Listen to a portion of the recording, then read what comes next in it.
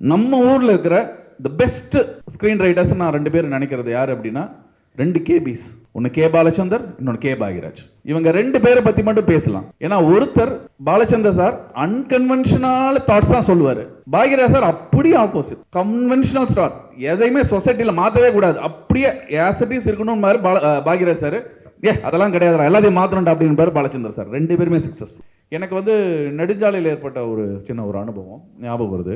படம் முடிச்சது. படம் வந்து என்னோட ஃபியூ டேரக்டர்ஸ்க்கு மட்டும், என்னோட ஃப்ரெண்ட்ஸ்க்கெல்லாம் போட்டு காமிக்கிறேன். படம் ரிலீஸ்க்கு முன்னாடி எப்படி இருக்குது பாருங்கள், உங்கள் ஒப்பீனியன் சொல்லுங்கள் அப்படின்ட்டு. அதில் அமீர், பிரபு சாலமன் எல்லாருமே வந்திருக்காங்க. ஸோ இப்போ பார்க்குறாங்க. பார்த்துட்டு எல்லாரும் நல்லா இருக்குன்னு சொன்னாங்க. சில பேர் சில குறைகள் சொன்னாங்க. இதெல்லாம் இருந்தது. அமீர் வந்து ஒரு கருத்தை சொன்னார். என்ன சொன்னார் அப்படின்னா, செகண்ட் அண்ட் தேர்ட் ரீல் வந்து ரொம்ப ஸ்லோவாக இருக்குது கிருஷ்ணா அப்படின்னாரு. ஏன்னா ஒரு டேரக்டராக பேசும்போது அந்த ரீல் கணக்கில் தான் அவங்க பேசுவாங்க, சொல்லுவார். ஏன்னா நானாக இருந்தாலும் அப்படி தான் சொல்லுவேன். இந்த ரீல் வந்து எனக்கு ரொம்ப ஸ்லோவாக இருக்குது அப்படின்ட்டு. எல்லாரும் சொன்னாங்க, இல்லை இல்லை இல்லை அவர் சொல்கிறது தப்பு, அது கரெக்டாக தான் இருக்குன்னு எல்லாரும் சொல்கிறாங்க. பட் எனக்கும் உள்ளுக்குள்ளே அது இருந்தது, என்னமோ தப்பு நடந்திருக்கு, ஆனால் என்ன தப்புன்னு தெரில. ஸோ நானும் யோசிச்சுட்டே இருக்கேன். ஏன்னா எனக்கு தோணுனதை அவர் சொல்லிட்டாரு. எனக்கு சொல்ல தெரியல, ஆனால் அவர் கரெக்டாக சொல்லிட்டார். அது தப்புன்னு சொல்லிட்டாரு. சார் என்ன சார் தப்பாக இருக்குது அப்படின்னு கேட்டேன் அமீர்கிட்ட. அது எனக்கு தெரில, ஆனால் பயங்கர ஸ்லோவாக இருக்குது அப்படின்னு மட்டும் சொன்னார். நானும் யோசிச்சு பார்த்தேன். எடிட்டர்கிட்ட போகிறேன், திருப்பி எடிட் அன்றைக்கே உடனே நம்ம தூங்க முடியாதுல்ல, ஏன்னா சொல்லிட்டாரு நல்லா ஸ்லோவாக இருக்குன்னு இம்மீடியட்டாக போகிறேன். ஏன்னா படம் ரிலீஸ் வேறு பண்ணோம். உட்காந்து பார்க்குறேன். எடிட்டர் வந்து கிஷோர், அவர் இறந்துட்டார். இப்போது நல்ல எடிட்டர் அவர் சொல்கிறார், இல்லை சார் எல்லாமே கரெக்டாக இருக்குது அப்படின்றாரு. எனக்கு ஒரு 4 நாள் தூக்கமே இல்லை. நானும் திருப்பி வீட்டில் போய் பாடத்தை போட்டு பார்க்குறேன், எது ஸ்லோவாக இருக்குன்ட்டு. அதுக்கப்புறம் டக்குன்னு ஒரு தாட் வந்துச்சு. என்னன்னா, ஒரு சாங், அந்த நண்டூர்தன் அறிவு சாங் வச்சுருப்பேன். இந்த நண்டூர்தன் அறிவு சாங் தெரியும் உங்களுக்கு, பெரிய ஹிட் அந்த சாங். அந்த சாங் வந்து தேர்ட் ரீலில் வச்சுருந்தேன் நான். அதுக்கப்புறம் எடிட்டர் கூப்பிட்டு சொன்னேன், கிஷோர் அதை அப்படியே செகண்ட் ரீலுக்கு ஷிஃப்ட் பண்ணுன்னு. சார் அதை ஷிஃப்ட் பண்ணால் நிறையா சீன் ஷிஃப்ட் பண்ண, எந்த லாஜிக்கும் யோசிக்காத, தூக்கி செகண்ட் ரீலில் போடு, தேர்ட் ரீல் அப்படியே விட்டுரு அப்படின்னேன். சரி சார் ட்ரை பண்ணி பார்க்குறேன்னு சொல்லி போட்டு பார்த்தா பிரச்சனையே அதுதான். அது செகண்ட் ரீல் மாறணுன்னே ஸ்பீட் ஆகிடுச்சு படம். அதுக்கப்புறம் திருப்பியும் போட்டால் ஒரு கம்ப்ளைண்ட் இல்லை. எடிட்டரே ஃபீல் பண்ணார், சார் பயங்கர ஃபாஸ்ட்டாக சார் இன்னும் படம் அப்படின்ட்டு. ஸோ இந்த ஃபைண்டிங் தான் நமக்கு இந்த ஸ்க்ரீன் பிளேன்னு சொல்கிறோம் இல்லையா. ஒரு ராங் பிளேஸ்மெண்ட்டில் ஒரு சாங் வந்துச்சுனாலும் அது பிரச்சனை.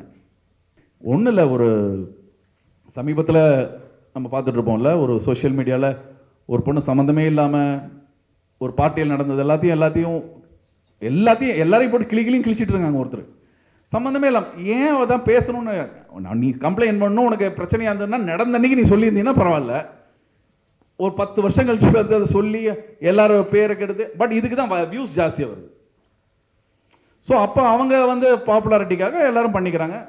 சம்மந்தமே இல்லாமல் நிறைய பேரோட பேர் எதுக்கு? அது தேவையில்லையே. உனக்கு பிடிச்சா பண்ண, பிடிக்கலன்னா பண்ணாத. ஒவ்வொருத்தருக்கும் ஒரு ப்ரைவேட் லைஃப் இருக்குது. அந்த ப்ரைவேட் லைஃப்குள்ளே ஏன் போகிறீங்கன்னு கேட்குறேன். போகாதீங்க.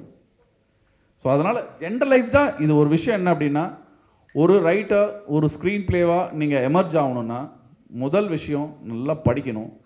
ஒவ்வொரு கேரக்டர் ஸ்டடி வேணும்.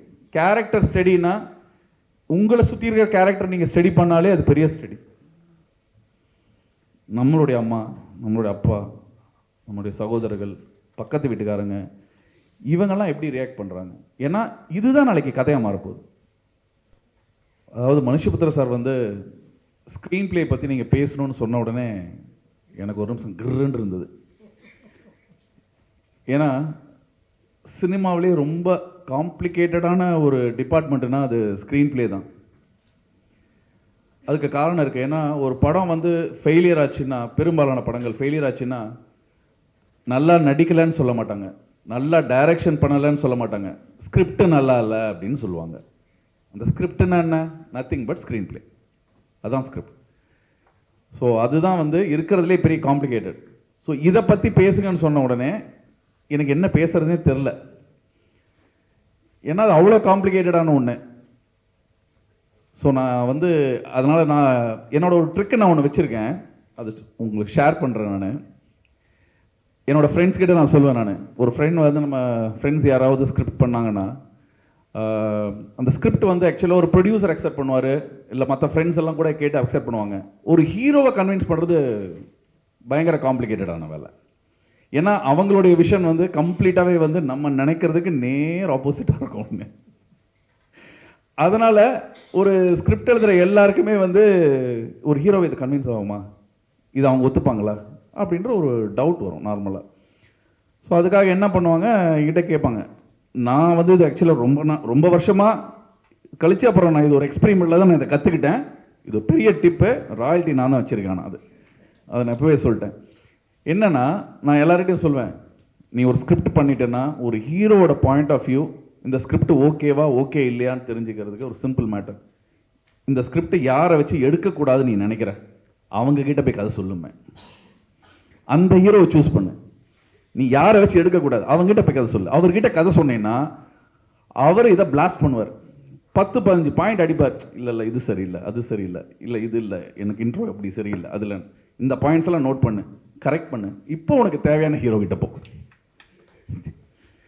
அப்போ அது வந்து நீ அங்கே சக்ஸஸ் பண்ணிடலாம். ஏன்னா இதுதான் வந்து பேசிக்காவே வந்து நமக்கு பெரிய ஒரு குழப்பமா இருக்கும். ஸ்கிரிப்ட் அப்படின்றது நம்ம விஷன் வேற, ஒரு ஆர்டிஸ்ட் கிட்ட சொல்லும்போது அவங்களோட விஷன் வேற, என்டையரா மாறிடும். ஒரு ரைட்டரா வந்து எழுதும்போது நமக்கு என்ன தோணும் அப்படின்னா, ஒரு கதையாக தான் தோணும்.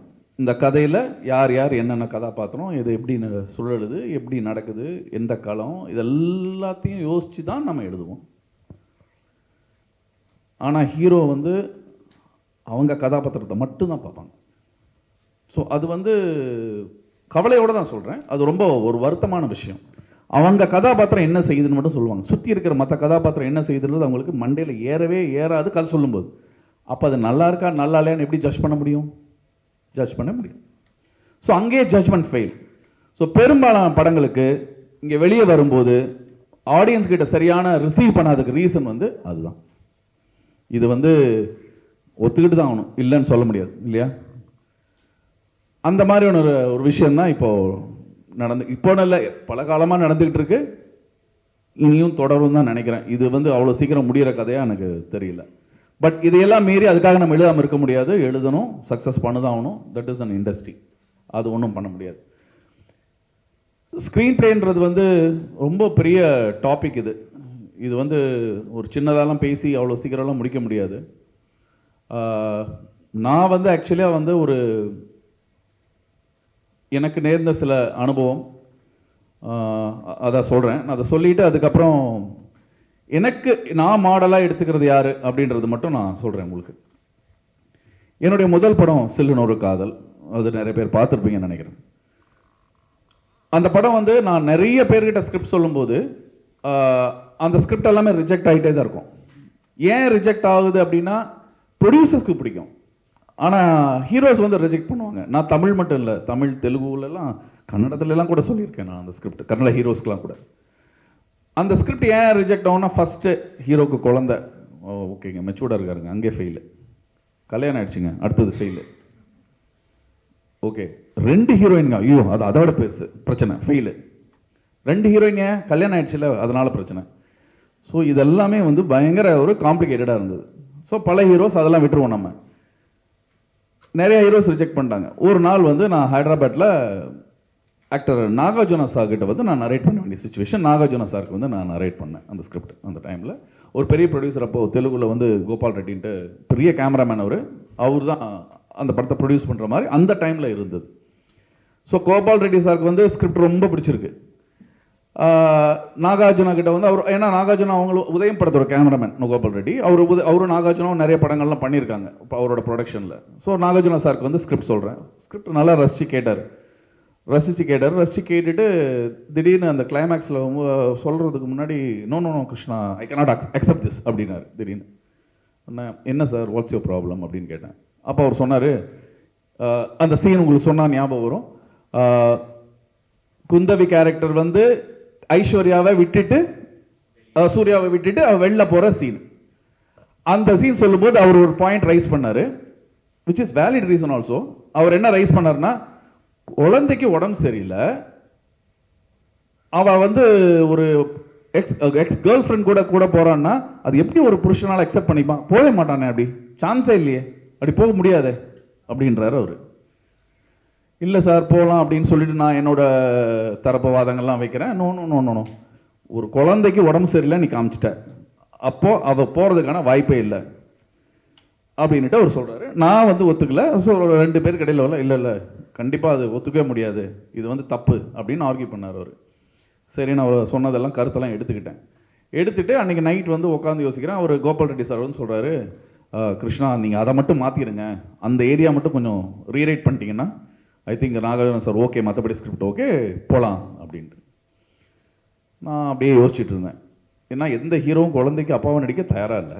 நாகார்ஜுனா சார் அதுக்கெல்லாம் ஓகே, ஆனால் இந்த ஒரு பாயிண்ட் வந்து அவருக்கு இடிக்குது. என்ன பண்ணலாம், ரீரைட் பண்ணால் நான் டைரக்டர், ஏன்னா அப்போ தான் ஃபஸ்ட் படம் எனக்கு.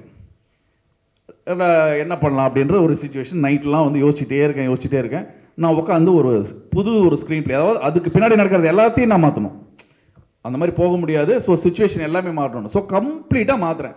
அதாவது பூமிகா வீட்டில் வந்ததுலேருந்து என்டையராகவே கிளைமேக்ஸ் வரைக்கும் நான் மாற்ற வேண்டியது இருக்குது சுச்சுவேஷன். எனக்கு உட்காந்து ஒரு புது வெர்ஷனை எழுதினேன். ஒரு நைட்டில் உட்காந்து எழுதினேன். நான் ஃபுல்லாக எழுதி முடிச்சுட்டு காலையில் எனக்கு ஒரு குழப்பமாக இருந்தது, தூங்கலை.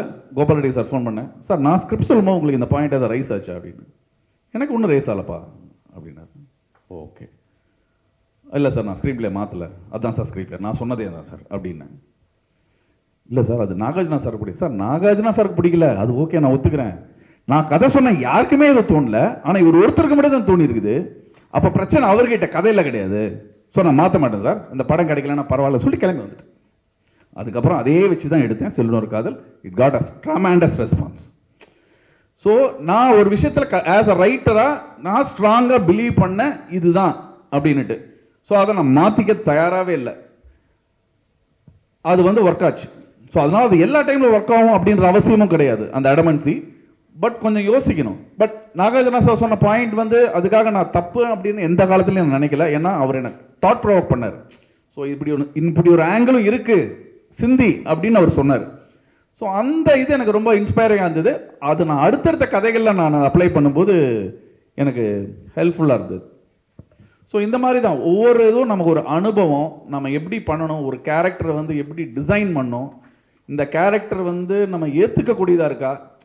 இப்போ 2 பேர் நம்ம நிறைய ஸ்க்ரீன் ரைட்டர்ஸ் இருக்காங்க, நம்ம நிறைய பற்றி பேச வேண்டாம், இன்டர்நேஷ்னலாக போக வேண்டாம். நம்ம ஊரில் இருக்கிற த பெஸ்ட் ஸ்க்ரீன் ரைட்டர்ஸ் நான் 2 பேர் நினைக்கிறது யார் அப்படின்னா 2 கேபிஸ்.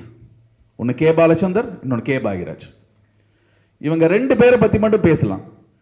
ஏன்னா ஒருத்தர் பாலச்சந்தர் சார் அன்கன்வென்ஷனல் தாட்ஸ் தான் சொல்லுவார். பாக்யராஜ் சார் அப்படியே ஆப்போசிட், கன்வென்ஷனல் ஸ்டார். எதையுமே சொசைட்டியில் மாற்றவே கூடாது, அப்படியே ஆசிட்டிஸ் இருக்கணும் மாதிரி பாக்யராஜ் சார். அதெல்லாம் கிடையாது, எல்லாத்தையும் மாற்றணும் அப்படின்னு பாலச்சந்தர் சார். 2 பேருமே சக்ஸஸ்ஃபுல். ஒரு இளைஞர்கள் வேலை இல்லாமல் ஒரு பட்டதாரி எவ்வளோ கஷ்டப்படுறான், எப்படி பண்ணுறான் அப்படின்னு ஒரு புரட்சிகரமான கருத்தை வறுமை நிறம் சிகப்பு படத்தில் பாலச்சந்தர் சார் கொண்டு வருவார். ஜாலியாக காலேஜ் முடிஞ்சு ஜாலியாக வந்து வேலையை அடிச்சு கோயம்புத்தூரில் டே இன்னைக்கு எந்த வீதிக்கு போய் சைட் அடிக்கலாம்டா அப்படின்னு சொல்லி இன்று போய் நாளை வாயில பாக்யராஜ் சார் சொல்லுவார். அவர் 2மே வந்து நடந்துட்டு இருக்கிற விஷயம்தான். ஆனால் 2 பேருமே சக்ஸஸ்ஃபுல்லாக ஹேண்டில் பண்ணு. அதே மாதிரி அரங்கேற்றம்ல ஒரு ரொம்ப ஆர்த்தடாக்ஸ் ஃபேமிலி, ஒரு பொண்ணு ஒரு ப்ராஸ்டியூட்டாக எந்த சுச்சுவேஷனில் மாற வேண்டியது இருந்தது, அதனால் அந்த ஆர்த்தடாக்ஸ் ஃபேமிலி எப்படி வந்து உடஞ்சுது அப்படின்றது அரங்கேற்றம்ல பாலச்சந்தர் சார் சொல்லியிருப்பாரு. எதுப்பா தப்பு தாளங்கள் இல்லை, அரங்கேற்றம் தப்பு தாளங்கள் வேற. அதுக்கப்புறம் பாக்யராஜ் சார் எடுத்துட்டோம்னா இது நம்மளால இல்லை, ஒரு ஆர்த்தடாக்ஸ் ஃபேமிலிக்குள்ள ஒரு பார்பர் ஒருத்தர் உள்ள போன உடனே அங்க என்ன குழப்பம் நடக்குதுன்றத ரொம்ப ஹியூமரா சொல்லியிருப்பார். இந்த மாதிரி நிறைய சொல்லிட்டே இருக்கலாம். அதே மாதிரி பாலச்சந்தர் சார் படத்துல நிறைய பெண்களோட கேரக்டர் எப்படி சித்தரிக்கப்பட்டுனா ரொம்ப ஸ்ட்ராங்கா இருக்கும். அந்த கேரக்டர் எல்லாமே வந்து ஒரு பயங்கரமான ஒரு டிசைனிங் இருக்கும். அந்த கேரக்டர் வந்து சொல்லும் போதே வந்து இது ஒத்து வரலையா புருஷனை போடா அப்படின்னு தூக்கி எரிஞ்சிட்டு போவோம் பாலச்சந்தர் சார் படத்தில். எல்லாத்துலேயும் பாக்யராஜ் சார் படத்தில் அப்படி எரியாது. என்ன நடந்தாலும் அவன் என் புருஷன் இல்லை அவன் பொண்டாட்டி அப்படின்றது இருக்கும். ஆனால் 2 பேருமே சக்ஸஸ் பண்ணாங்க. இது எனக்கு பெரிய முரண்பாடான கருத்து தான்.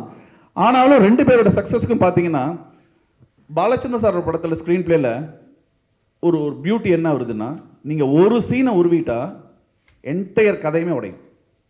கேபி சாரோட ஃபிலிம் பாலச்சந்தர் படத்தில் எல்லாத்துலேயுமே இந்த பிரச்சனை இருக்கும். பிரச்சனை இல்லை, அதுதான் ரைட்டான ஸ்க்ரீன் பிளே.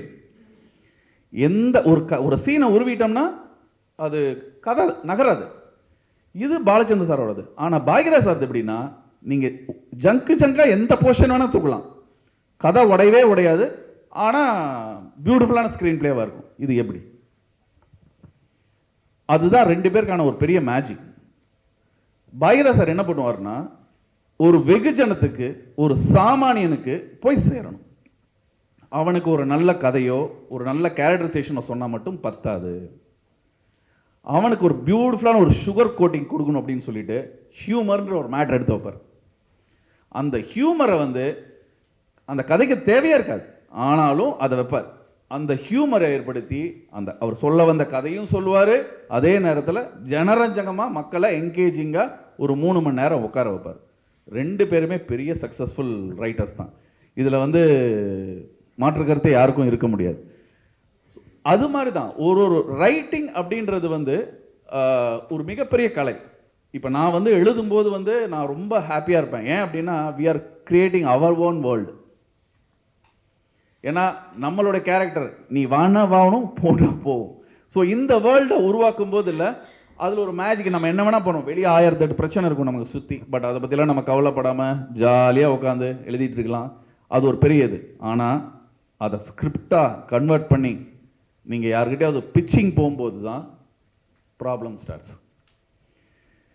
அந்த ப்ராப்ளத்தை எப்படி ஃபேஸ் பண்ணுறதுங்கிறது தான் ரியலி வந்து எல்லாருக்குமே இருக்கிற ஒரு சேலஞ்சஸ். எல்லா இடத்துலையும், எல்லா இண்டஸ்ட்ரியிலையும். அவர் சொல்கிற மாதிரி அவர் டிவி டெலிவிஷன் மீடியாவும் இருக்கட்டும், ஃபிலிம் மீடியாவும் இருக்கட்டும், எல்லாமே ஃபிலிமாக இருக்கட்டும், எல்லாத்துலேயும் இருக்கிற பெரிய சேலஞ்சஸ் வந்து இதுதான்.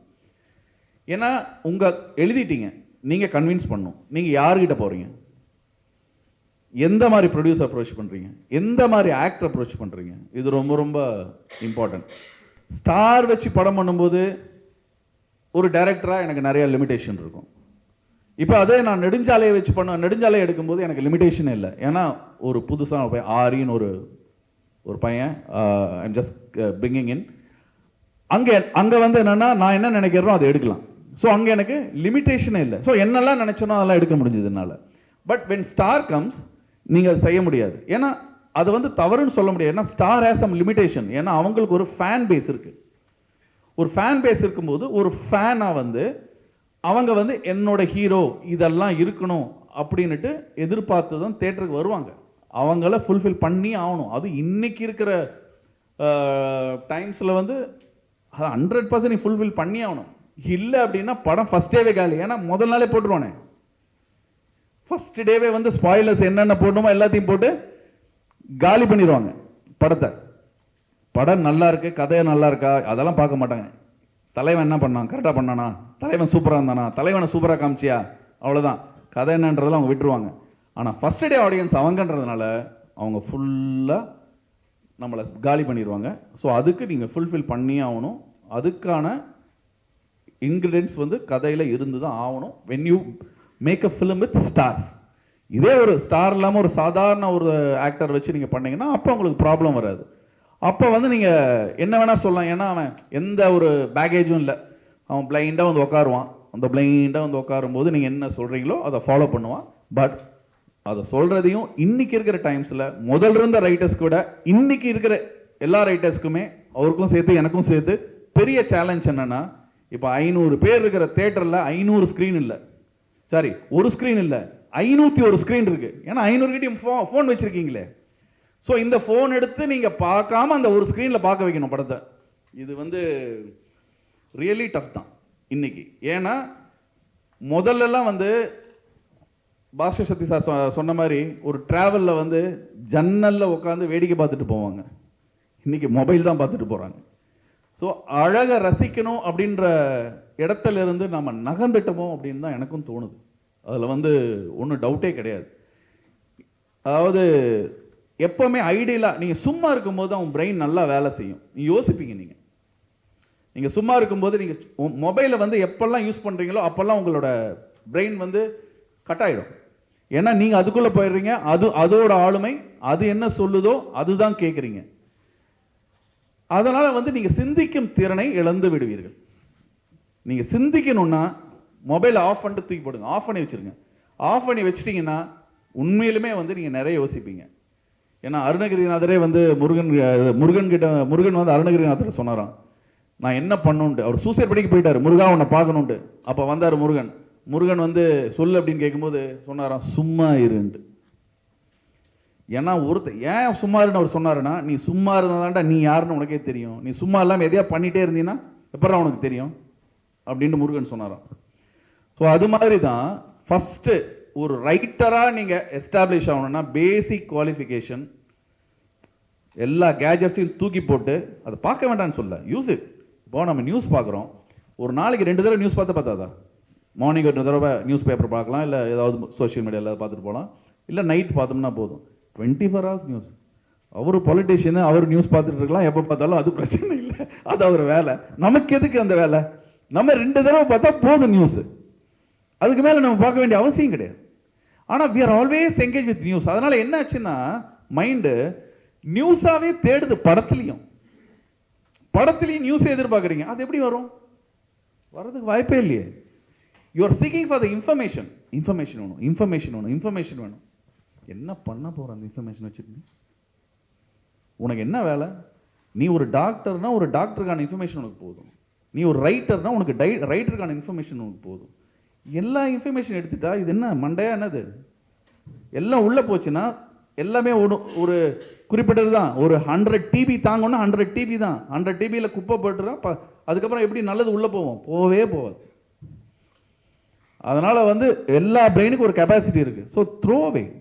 இது வந்து சீரியஸ் இஷ்யூ. நான் சொல்றது வந்து சும்மா ஏதோ பேசுறதுக்காக சொல்லல. It's very very serious issue. இதை தூக்கி எறியணும். ஃபர்ஸ்ட் ரைட்டர்ஸ் புக்கை படிங்க, புக்ஸ் படிங்க. Don't take it digital copy, take a physical copy. Physical copy எடுத்து படிங்க.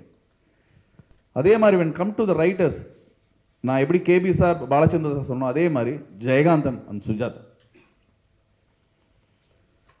ஜெயகாந்தன் வந்து தனக்கு எது சரின்னு படுதோ அதை மட்டுமே எழுதக்கூடிய ஒரு எழுத்தாளர். அதே சுஜாதா அப்படின்னா ஜனங்களுக்கு என்ன பிடிக்குமோ அதை எழுதக்கூடியவர் சுஜாதா. 2 பேருமே successful in their own way. Jayakanth படிக்கும் போது இல்லை, படிச்சு முடிச்ச உடனே உங்களுக்கு படிக்கும் போது இருக்கிற ஃபீல் விட படிச்சு முடிச்ச பின்னாடி ஜெயகாந்தனோடது வந்து பயங்கர தாட் ப்ரோவோக்கிங்காக இருக்கும்.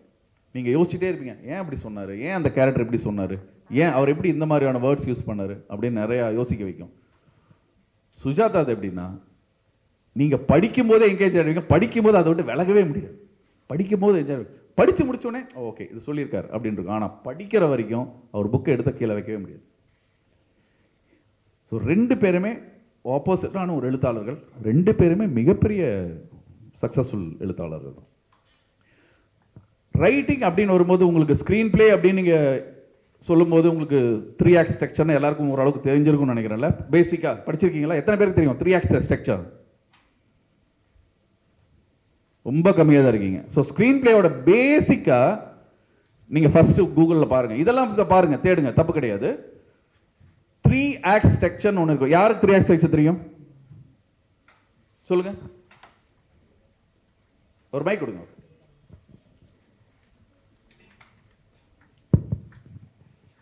Sir, beginning, middle and end. Act 1 first 30 minutes it's beginning. It's not duration.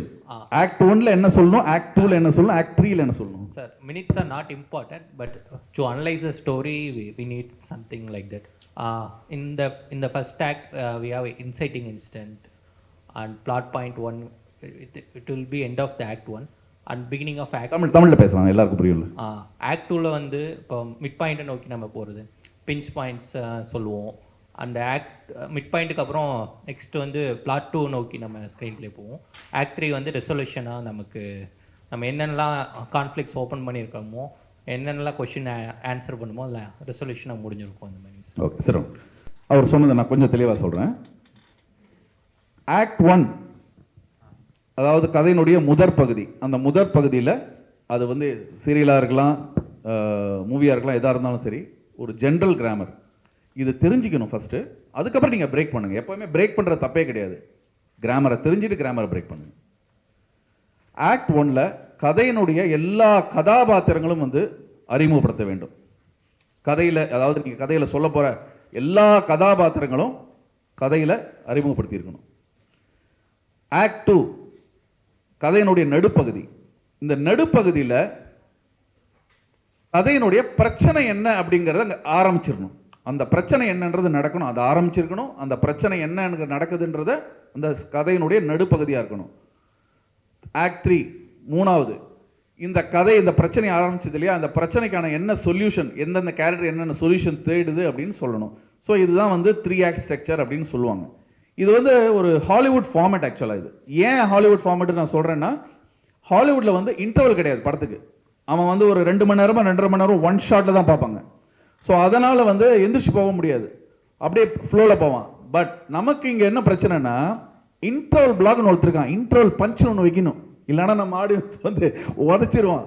Interval பஞ்சு, இன்டர்வல் பேங்க் என்னடா படத்தில் அப்படின்னு தான் ஃபஸ்ட்டு கேட்பானுங்க. ஃபர்ஸ்ட் ஆஃப் முடிஞ்சோடனே இப்போல்லாம் நம்ம போட்டுறோம் இல்லையா ட்வீட் வந்து, first of okay, first of 2 star 3 star நம்ம இப்போயே போட்டுருவோம். செகண்ட், ஒரு படம்னா சில விஷயங்களை ஃபர்ஸ்ட் ஹாஃபில் சொல்லணும், சில விஷயங்களை செகண்ட் ஹாஃபில் தான் சொல்லணும். It depends on the play. ஆனால் அவனுக்கு ஃபர்ஸ்ட் ஹாஃப்லேயே எல்லாத்தையும் சொல்லியிருக்கணும், அப்புறம் செகண்ட் ஹாஃப் எப்படிப்பா சொல்கிறது? ஸோ இது வந்து over greediness of the people. இதுக்கு வந்து மக்களும் மாறணும், வேறு வழி கிடையாது. வெறும் ரைட்டர் மட்டும் மாறினா பத்தாது, மக்களும் வந்து என்ன சொல்லணும் என்ன சொல்லக்கூடாதுன்றது வந்து ரைட்டருக்கான ஃப்ரீடம் கொடுக்கணும்னா, படம் முடிகிற வரைக்கும் வெயிட் பண்ணணும். படம் முடிஞ்சு ஒருத்தன் படத்தை விமர்சனம் பண்ணலாம், தப்பே கிடையாது. இன்டர்வெல்லே விமர்சனம் பண்ணக்கூடாது. ஏன்னா சில இடத்துல இன்டர்வெல்ல ஃபர்ஸ்ட் ஹாஃபில் இவ்வளோ தான் சொல்லணும், செகண்ட் ஹாஃபில் இவ்வளோ தான் சொல்லணும்னு ரைட்டரோ டைரக்டரோ முடிவு பண்ணியிருப்பாங்க. ஆனால் நம்ம ஆளுங்க, பட் நீங்கள்லாம் ரைட்டராக நினச்சாலும் வேறு வழி கிடையாது. நம்ம இப்படி ஒரு சொசைட்டியில் இருக்கும்போது நீங்கள் அந்த சொசைட்டியை எதிர்கொள்ள தான் வேணும். அவங்களுக்கு என்ன தேவையோ அதை நம்ம கொடுத்து தான் ஆகணும், வேறு வழி கிடையாது நமக்கு. ஸோ இது மாதிரி தான். இப்போ இன்டர்வல் பேங்க்ன்றது நமக்கு ஒன்றும் இல்லை. ஆனால் இந்த 3 ஆக்ட் ஸ்ட்ரக்சரில் இன்டர்வல் பேங்க்குங்கிறது வருமா? வராது. பட் நமக்கு அந்த பிரச்சனை இருக்கு இங்கே. ஸோ அந்த 3 ஆக்ட் ஸ்ட்ரக்சர் இங்கே 100% நம்ம அப்ளை பண்ணுறதுக்கு முடியவே முடியாது. ஆனால் எல்லாரும் ஸ்க்ரீன் பிளேன்னு சொன்னாலே ஃபஸ்ட்டு அந்த 3 ஆக்ட் ஸ்ட்ரக்சர் தான் நமக்கு பாடமாக எடுப்பாங்க. நம்ம இன்ஸ்டியூட்லேருந்து எல்லாத்துலேயுமே நடந்துட்டு இருக்கு. ஆனால் நம்ம எடுத்துகிட்டு இருக்கிறது இந்தியன் சினிமாவில் அது பாசிபிளே இல்லை. ஸோ இதெல்லாம் வந்து பேசிக்காகவே என்ன அப்படின்னா, ஒரு தியரி ஒருத்தர் கிரியேட் பண்ணி வச்சுட்டான், அந்த தியரியை அப்படியே அப்ளை பண்ணுறோம். இது எந்த காலத்துக்கு நம்ம பழைய சிலபஸை வந்து அவன் ஏஐயில் போயிட்டு இருக்கான். ஒரு 6th ஸ்டாண்டர்ட் பையனுக்கு ஏன்னு என்ன தெரியும்? அவனுக்கு இன்னும் வந்து கம்ப்யூட்டரோட பேசிக் நடத்திட்டு இருப்போம். நம்ம கம்ப்யூட்டரோட பேசிக் எப்போ நடத்தணும்? அவனுக்கு இன்னைக்கு 2nd ஸ்டாண்டர்டில் நடத்தணும். அப்போ தான் இன்னைக்கு 6th ஸ்டாண்டர்டில் அவன் ஏஐயில் இருக்கணும். இல்லைன்னா இவன் 12th படித்து அவன் காலேஜ் போய் ஏஐ போகும்போது ஏஐயோட எத்தனாவது ஜென்ரேஷனில் இருப்போம்னு நமக்கு தெரியாது. So these are all the problem. So American யூனிவர்சிட்டியிலலாம் பொதுவாக அதனால் என்ன பண்ணியிருக்காங்க, பேசிக்காக இப்போது நோ சிலபஸ். இன்னைக்கு என்ன நடக்குதோ வேர்ல்டில், இந்த வேர்ல்டில் என்ன நடக்குதுன்றதை அவன் வந்து ஒரு வாரத்துக்கு அவன் ப்ரிப்பேர் பண்ணுவான். அதாவது எல்லா யூனிவர்சிட்டியும் ஸ்கூல்ஸும் உட்காந்து அந்த டீச்சர்ஸ் அதுக்காக ஒரு போர்டு எழுதும். இதை எழுதி இதை வந்து ஸ்டூடெண்ட்ஸ் கிட்ட சொல்லி, இதை பற்றி நான் ரிசர்ச் பண்ணிட்டு வா, இதை பற்றி நீ எழுதிட்டு வா, இல்லை அதை பற்றி நீ பேசு அப்படின்னு ஒரு இன்ட்ராக்ஷன் செஷன் மாதிரி தான் அங்கே கிளாஸஸ் போகுது. அதனால தான் அவன் நம்மளோட தாண்டி போயிட்டு இருக்கான். நம்ம இன்னும் அந்த சிலபஸை கட்டி அழுதுட்டு இருக்கோம், நீட்டை கட்டி அழுதுட்டு இருக்கோம், வேற வழி கிடையாது நமக்கு. ஸோ அதனால நமக்கு ஒரு பெரிய பிரச்சனை இதெல்லாம். நம்ம வேர்ல்டோட எப்போ கம்பீட் பண்ணுவோம்னா, நம்ம அந்த மாதிரி போகும்போது தான் கம்பீட் பண்ண முடியும். அதே மாதிரி தான் ஒரு ரைட்டராக நீங்கள் வரணும்னா, பேசிக்காக பாஸ்கர் சக்தி சார் சொன்ன மாதிரி நிறைய படிக்கணும். ஸோ படிக்கிறது இல்லை வந்து அதே மாதிரி சுஜாதா ஜெயகாந்தன் சார் புக் சொன்ன மாதிரி, பொன்னியின் செல்வன் எத்தனை பேர் படிச்சிருக்கீங்க? அதுவும் குறைவாக தான் இருக்குது பாருங்களா. படிக்க மாட்டேன்றீங்க. நீங்கள் படிக்கலைன்னா, உண்மையாலுமே ஒரு ரைட்டராக நீங்கள் படிக்கலைன்னா உங்களுக்கு எழுதவே முடியாது. ஃபஸ்ட்டு நீங்கள் படிக்கணும். முதல்ல பொன்னியின் செல்வன் வந்து ஒரு வரலாற்று பின்னணி எழுதப்பட்ட புனையப்பட்ட ஒரு கதை. அவர் ஒரு கிளாசிக் மாதிரி எழுதியிருப்பார். அதே காலகட்டத்தில் இன்னொரு ரைட்டர் இருந்தார், சாண்டிலியன். எத்தனை பேருக்கு தெரியும் சாண்டிலியன்? கடல் புறா, யமனராணி, நிறைய இருக்கு பாருங்க. சாண்டிலியன் வந்து எப்படின்னா கமர்ஷியல் ரைட்டர். நீங்க அவர் புக்கை எடுத்தீங்கன்னா வைக்கவே மனசே வராது, அப்படி இருக்கும். எப்படி ஜெயகாந்தனுக்கும் சுஜாதாக்கும் ஒரு வித்தியாசம் சொன்னோம், அது மாதிரி பொன்னியின் செல்வன் படிச்சு முடிச்ச பின்னாடியும் ஓடிக்கிட்டே இருக்கும். ஆனா இது படிக்க படிக்க நமக்கு படமா ஓடும். யாரு? சாண்டிலியன். ரொம்ப பியூட்டிஃபுல்லா எழுதுவார். அவரோட ரைட்டிங் ஸ்டைல் அவ்வளோ அழகா இருக்கும். ஆமா, கரெக்ட். ஞாபகப்படுத்துறீங்க. பாகுபலியில சார்லினோட இன்ஃப்ளூயன்ஸ் நிறைய இருக்கும் ஆக்சுவலி.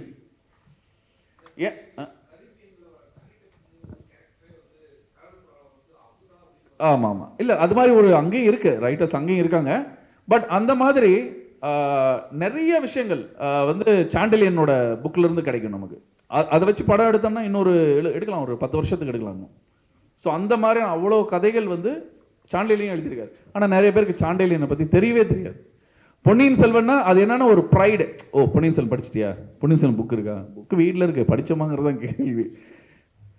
சார் இப்போ வந்து பொன்னியின் செல்வன் படமா வந்திருக்கு. பொன்னியின் செல்வன் படமா வந்து படமா எல்லாரும் பார்த்துருப்பீங்கன்னு நினைக்கிறேன் இல்லையா, பொன்னியின் செல்வன். பட் நீங்கள் படித்தாதான் உங்களுக்கு ரியல் பொன்னியின் செல்வனா என்னன்னே தெரியும். உங்களுக்கு வந்து நீங்கள் படம் பார்க்கும்போது அந்த ரியல் பொன்னியின் செல்வன் உங்களால் புரிஞ்சிக்க முடியாது.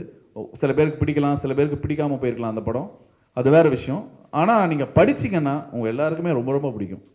ஏன்னா அவ்வளோ விஷயங்கள் ரொம்ப நம்மளுடைய வரலாற்று பின்னணி என்ன, அதை எப்படி சொன்ன விதம், அவருக்கு அதுக்கு எடுத்துக்கிட்ட அந்த கதாபாத்திரங்கள் தேர்வுகள் அடாடாடா பிரமாதமாக இருக்கும் அதெல்லாம். ஸோ அது வந்து நீங்கள் முதல்ல ஒரு பேசிக்காக படிக்கணும். ரைட்டர்ஸை தேடுங்க, நல்ல ரைட்டர்ஸை தேடுங்க. நல்ல ரைட்டர்ஸ் தேடினீங்கன்னா உங்களுக்கு நிறைய விஷயங்கள் கிடைக்கும். இது வந்து ஃபஸ்ட்டு நம்ம தெரிஞ்சுக்கணும்.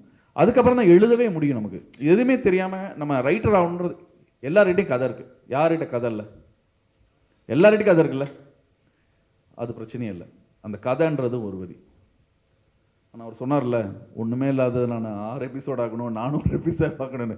அதுதான் திரைக்கதை, அதுதான் பெரிய வேலைங்க, அதுதான் பெரிய சேலஞ்சே இங்கே. ஸோ ஒரு இங்கே வந்து தமிழ் சினிமாவில் வந்து நமக்கு வந்து உண்மையிலுமே வந்து நல்ல ரைட்டர்ஸ் நிறைய பேர் இருக்காங்கன்னு என்னால் ஒத்துக்க முடியல சார். அது நான் ஓப்பனாக ஒத்துக்கிறேன் நான். ஏன்னா நல்ல ரைட்டர்ஸ் ரொம்ப ரொம்ப குறைவு தான் சார் இங்கே. சில பேர் வருத்தப்பட்டால் கூட பரவாயில்ல, நீங்கள் கோச்சிக்க மாட்டீங்கன்னு நினைக்கிறேன்.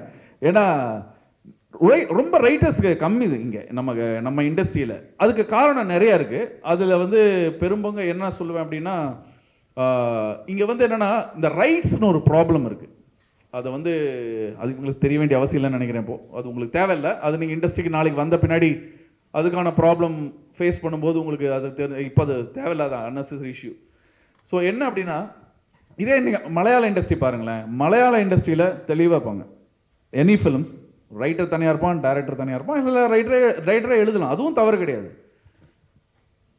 அவங்களுக்கு அவங்களோட படங்கள், அதாவது இன்னைக்கு நமக்கு ஓடிடி ஃபிலிம்ஸ், அந்த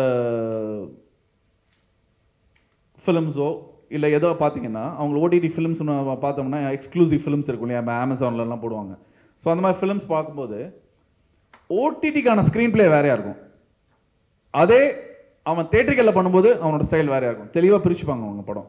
ஓடிடியா இதுதான் ஸ்க்ரீன் பிளே, தேட்டரிக்கல் மூமெண்ட்ஸா இதுதான் ஸ்க்ரீன் பிளே. ஏன்னா அது அங்கே தெளிவாக வித்தியாசமும் தெரியுது, ஆடியன்ஸும் அதுக்கு ப்ரிப்பேர் ஆகியிருக்காங்க, பர்ஃபெக்டாக அது நடக்குதுங்க. அதனால தான் அந்த இண்டஸ்ட்ரி வந்து அவ்வளோ சக்ஸஸ்ஃபுல்லாக இருக்குது. இடையில ஒரு 10 வருஷம் மட்டும்தான் எனக்கு தெரிஞ்சு லேட் 90s அந்த இண்டஸ்ட்ரி ரொம்ப படுமட்டமாக இருந்தது. அதுக்கு முன்னாடியும் ரொம்ப நல்லா இருந்தது, இப்போவும் ரொம்ப நல்லா இருக்கு. ஒரு 10 வருஷம் மட்டும்தான் சரியில்லை. நம்ம இண்டஸ்ட்ரியில் இருக்கிற பெரிய ப்ராப்ளம் என்னன்னா, ஃபர்ஸ்ட் கதையை வந்து ப்ரொடியூசர் தான் டிசைட் பண்ணணும். இந்த படமா வரலாமா வரக்கூடாதா அப்படின்றது. அந்த மாதிரி ப்ரொடியூசர்ஸ் ரொம்ப குறைவு இங்கே, மிக மிக குறைவு, விரல் விட்டு தான் எண்ணணும். ஸோ அப்படி இருக்கும்போது ஒரு நல்ல படத்துடைய தேர்வும் வந்து இங்கே ஆட்டோமேட்டிக்காக குறைய தான் செய்யுது. ஒரு ஆக்டராக ஒரு ப்ரொடியூசரை வந்து ஒரு ப்ரொடியூசரையும் டைரக்டரையும் ஒரு ஆக்டர் நம்பணும். அந்த ப்ரொடியூசர் வந்து கண்டிப்பாக நல்ல கதையை தேர்வு பண்ணியிருப்பாருன்ற நம்பிக்கை இருந்தால் தான் அந்த ஆக்டரும் வந்து ஓகே, இந்த ப்ரொடியூசர் ஓகே பண்ணிட்டாரு, நம்ம அவருக்கு படம் பண்ணலாம் அப்படின்னு நம்புவாங்க. இங்கே ப்ரொடியூசர்ஸ் வந்து 100% எல்லாமே ஆக்டர் மேலே போட்டுட்டாங்கன்னா, நான் சொன்ன மாதிரி முதல்ல சொன்ன மாதிரி தான், ஆக்டரோட பாயிண்ட் ஆஃப் வியூவில் கதை வேறு, கதையோட ஒரிஜினல் ஃபார்மேட்டுன்றது வேறு. ரெண்டுக்குமே பெரிய வித்தியாசம் வருது. இந்த வித்தியாசம் மீட் அவுட்டே ஆகாது. So there is a problem. இதை வந்து காலம்தான் சரி பண்ண முடியும். இது வந்து ஒரு இண்டிவிஜுவலாக சரி பண்ண முடியாது. மற்றபடி ஸ்க்ரீன் பிளே அப்படின்றத பற்றி நான் அதான் சொல்கிறேன்ல, இந்த பேசிக்காக நீங்கள் இதெல்லாம் படிச்சுட்டு நீங்கள் படிச்சிங்கன்னா ஸ்க்ரீன் பிளேனா என்னன்றது உங்களுக்கே ஒரு ஃபார்ம் ஆகும். இந்த கதை எப்படி நகர்த்திருக்காரு இவர், தேவையில்லாமல் எதாவது இருக்கா? தேவையில்லாமல் நகர்த்தியிருக்காருன்னா அதுக்கு பின்னாடி ஏதாவது ஒரு கனெக்ஷன் கொடுத்துருக்காரா?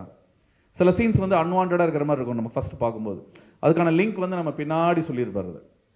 ஸோ அது மாதிரி எதாவது இருக்கா அப்படின்றத நம்ம பார்க்கணும். எனக்கு வந்து நெடுஞ்சாலையில் ஏற்பட்ட ஒரு சின்ன ஒரு அனுபவம் ஞாபகம் வருது. படம் முடிச்சது. படம் வந்து ஒரு என்னோட ஃபியூ டேரக்டர்ஸ்க்கு மட்டும், என்னோட ஃப்ரெண்ட்ஸ்க்கெல்லாம் போட்டு காமிக்கிறேன். படம் ரிலீஸ்க்கு முன்னாடி எப்படி இருக்குது பாருங்கள், உங்கள் ஒப்பீனியன் சொல்லுங்கள் அப்படின்ட்டு. அதில் அமீர், பிரபு சாலமன் எல்லாருமே வந்திருக்காங்க. ஸோ இப்போ பார்க்குறாங்க. பார்த்துட்டு எல்லோரும் நல்லா இருக்குன்னு சொன்னாங்க. சில பேர் சில குறைகள் சொன்னாங்க. இதெல்லாம் இருந்தது. அமீர் வந்து ஒரு கருத்தை சொன்னார். என்ன சொன்னார் அப்படின்னா, செகண்ட் அண்ட் தேர்ட் ரீல் வந்து ரொம்ப ஸ்லோவாக இருக்குது கிருஷ்ணா அப்படின்னாரு. ஏன்னா ஒரு டேரக்டராக பேசும்போது அந்த ரீல் கணக்கில் தான் அவங்க பேசுவாங்க, சொல்லுவார். ஏன்னா நானாக இருந்தாலும் அப்படி தான் சொல்லுவேன். இந்த ரீல் வந்து எனக்கு ரொம்ப ஸ்லோவாக இருக்குது அப்படின்ட்டு. எல்லாரும் சொன்னாங்க, இல்லை இல்லை இல்லை அவர் சொல்கிற தப்பு, அது கரெக்டாக தான் இருக்குன்னு எல்லாரும் சொல்கிறாங்க. பட் எனக்கும் உள்ளுக்குள்ளே அது இருந்தது. என்னமோ தப்பு நடந்திருக்கு, ஆனால் என்ன தப்புன்னு தெரில. ஸோ நானும் யோசிச்சுட்டே இருக்கேன். ஏன்னா எனக்கு எனக்கு தோணுனதை அவர் சொல்லிட்டாரு. எனக்கு சொல்ல தெரியல, ஆனால் அவர் கரெக்டாக சொல்லிட்டார். அது தப்புன்னு சொல்லிட்டாரு. சார் என்ன சார் தப்பாக இருக்குது அப்படின்னு கேட்டான் அமீர்கிட்ட. அது எனக்கு தெரில, ஆனால் பயங்கர ஸ்லோவாக இருக்குது அப்படின்னு மட்டும் சொன்னார். நானும் யோசிச்சு பார்த்தேன். எடிட்டர்கிட்ட போகிறேன். திருப்பி அன்றைக்கே உடனே நம்ம தூங்க முடியாதுல்ல, ஏன்னா சொல்லிட்டாரு நல்லா ஸ்லோவாக இருக்குன்னு இம்மீடியட்டாக போகிறேன். ஏன்னா படம் ரிலீஸ் வேறு பண்ணோம். உட்காந்து பார்க்குறேன். எடிட்டர் வந்து கிஷோர், அவர் இறந்துட்டார். இப்போது நல்ல எடிட்டர் அவர் சொல்கிறார், இல்லை சார் எல்லாமே கரெக்டாக இருக்குது அப்படின்றாரு. எனக்கு ஒரு 4 நாள் தூக்கமே இல்லை. நானும் திருப்பி வீட்டில் போய் படத்தை போட்டு பார்க்குறேன், எது ஸ்லோவாக இருக்குன்ட்டு. அதுக்கப்புறம் டக்குன்னு ஒரு தாட் வந்துச்சு. என்னன்னா, ஒரு சாங், அந்த நண்டூர்து நறிவு சாங் வச்சுருப்பேன். இந்த நண்டூர்து நறிவு சாங் தெரியும் உங்களுக்கு, பெரிய ஹிட் அந்த சாங். அந்த சாங் வந்து தேர்ட் ரீலில் வச்சுருந்தேன் நான். அதுக்கப்புறம் எடிட்டர் கூப்பிட்டு சொன்னேன், கிஷோர் அதை அப்படியே செகண்ட் ரீலுக்கு ஷிஃப்ட் பண்ணுன்னு. சார் அதை ஷிஃப்ட் பண்ணால் நிறையா சீன் ஷிஃப்ட் பண்ண, எந்த லாஜிக்கும் யோசிக்காத, தூக்கி செகண்ட் ரீலில் போடு, தேர்ட் ரீல் அப்படியே விட்டுரு அப்படின்னேன். சரி சார் ட்ரை பண்ணி பார்க்குறேன்னு சொல்லி போட்டு பார்த்தா பிரச்சனையே அதுதான். அது செகண்ட் ரீல் மாறணும்னே ஸ்பீட் ஆகிடுச்சு படம். அதுக்கப்புறம் திருப்பியும் போட்டால் ஒரு கம்ப்ளைண்ட் இல்லை. எடிட்டரே ஃபீல் பண்ணாரு, சார் பயங்கர ஃபாஸ்டாக சார் இன்னும் படம் அப்படின்ட்டு. ஸோ இந்த ஃபைண்டிங் தான் நமக்கு இந்த ஸ்க்ரீன் பிளேன்னு சொல்கிறோம் இல்லையா. ஒரு ராங் பிளேஸ்மெண்ட்டில் ஒரு சாங் வந்துச்சுனாலும் அது பிரச்சனை. ஒரு சீன் வந்து முன்ன பின்ன மாறி இருந்தாலும் பிரச்சனை. நம்ம யோசிக்கவே கூடாது. ஒரு இவர் பிரான்சிஸ் ஃபோர்ட் கப்போலா சொல்வார், while writing the script don't let director in, while making the film don't let writer in அப்படிம்பாரு. அதாவது நீ கதை எழுதும் போது டைரக்டரா யோசிக்க கூடாது, டைரக்டர் உள்ளே வரக்கூடாது. ஏன்னா அவர் ரைட்டருக்கான சுதந்திரம் இருக்கணும். அவன் என்ன நினைக்கிறானோ எல்லாத்தையும் எழுதணும். படம் எடுக்கும் போது ரைட்டரை உள்ள விட்டு அவன் காலி பண்ணிடுவான். ஏன்னா அப்ப டைரக்டரா யோசிக்கணும். நான் ஏன் வந்து பாலச்சந்தர் சார் சொன்னேன், பாக்யராஜ் சார் சொன்னேன், அதுக்கு பின்னாடி எவ்வளவோ டைரக்டர்ஸ் இருக்காங்களே, எத்தனையோ ரைட்டர்ஸ் இருக்காங்களே, ஏன் நான் அவங்கள சொல்லலை அப்படின்னு உங்களுக்கு யாருக்கோ கொஸ்டினே வரலையா? என்ன நினைச்சிருக்கீங்க? ஏன் சொல்ல நான்? அதுக்கப்புறம் டைரக்டரே ரைட்டரே இல்லையா?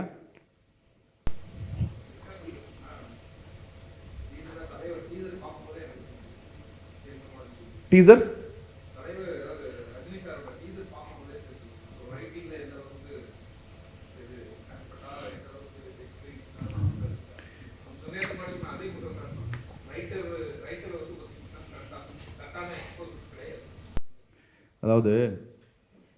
அதான் சொல்றேன்.